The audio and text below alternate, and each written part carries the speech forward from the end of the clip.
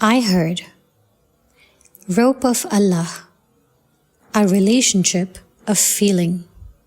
When a thought gets imprinted on the mind through conscious concentration, then this impression is called a complete being.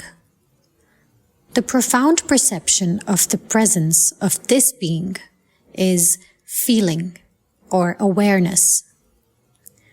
A subtle feeling touched his perception very closely. Strapped with the chain of senses, all feelings became unified as one. For him, this very feeling, that God is attentive towards him, is the most intoxicating reality. He felt the intensity of the beloved's gaze, which took the form of a torch, whose light illuminated a world. Whatever the gaze witnessed in that light, on everything was engraved Allah. Realization came that Allah's rope was the cord of the feelings of love, with the impression of beloved's touch on every twist. This very rope is Allah's vibration. This continuous flow of my breathing is in the hands of the being who is holding its ends. On this side of the veil, or the other, beyond the senses, the company of beloved is a source of peace and satisfaction. Allah, the Almighty, has said, and hold firmly to the rope of Allah altogether, and do not be divided. Al-Quran. Spiritually enlightened men and women witness this reality, that the rhythm of nature is unity.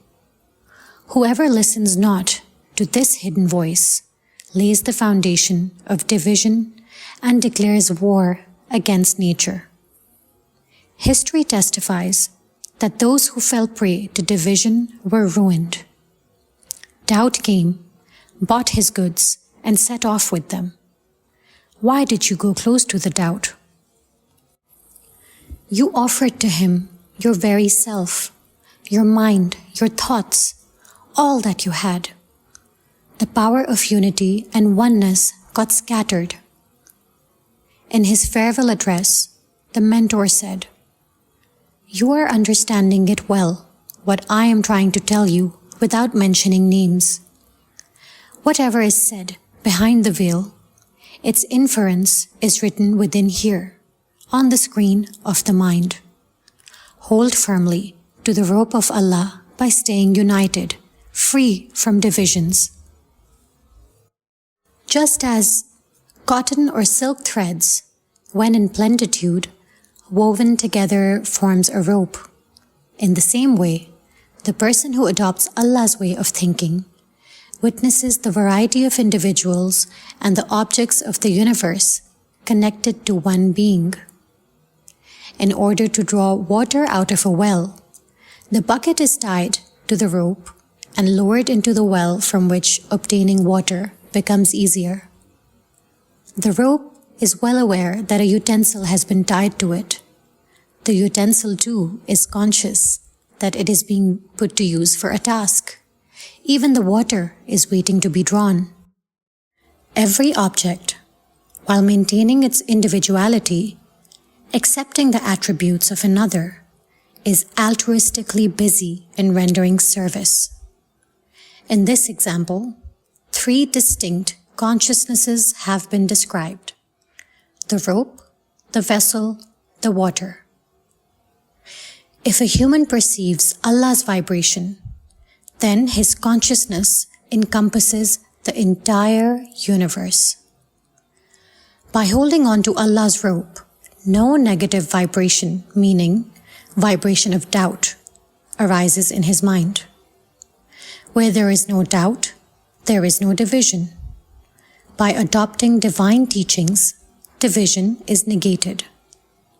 Once, the mentor said to a woman, "You worship an idol. If this idol remains no longer in front of your eyes, what will you do?" The woman began to weep. The mentor said, "You did not understand my point. Feel Allah within yourself, otherwise there is a danger of going astray. The mentor's manner of teaching was captivating. Often, he would explain to people by giving examples of animals. In his farewell address, while praising penguins, he said, "They walk on 2 legs in water. Have you seen them? And their young ones also walk on 2 legs.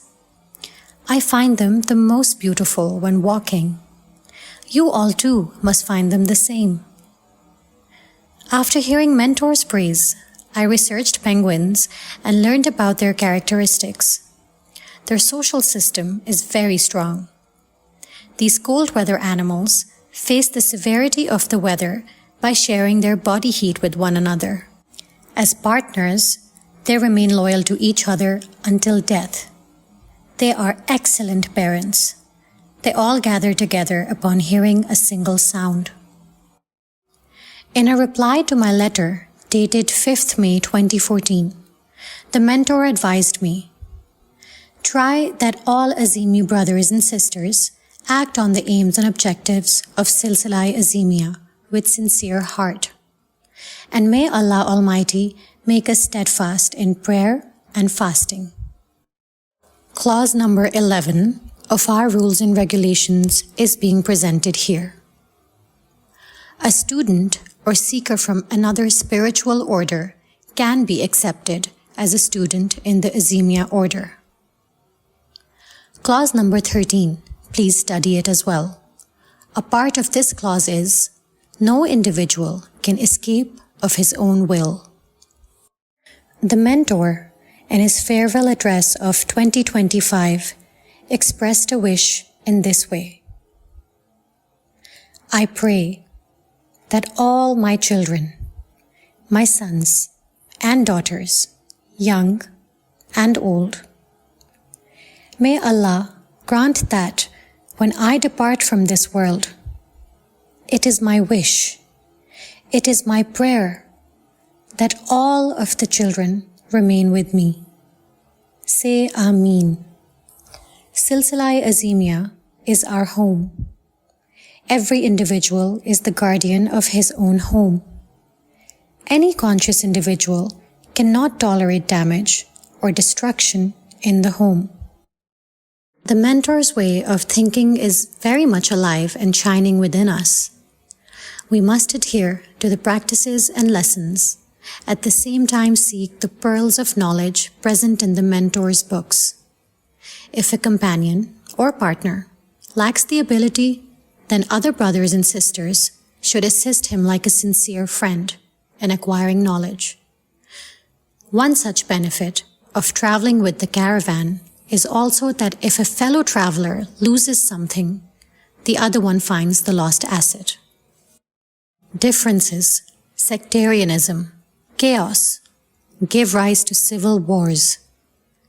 In the fiery volcano of chaos and disorder, the ability to think and comprehend, both individually and collectively, are lost.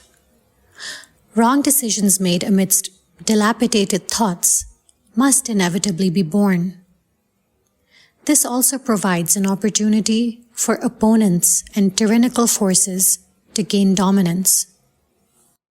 Minds free from division, enlightened by the light of faith, by achieving their noble objective, emerge as an immortal power.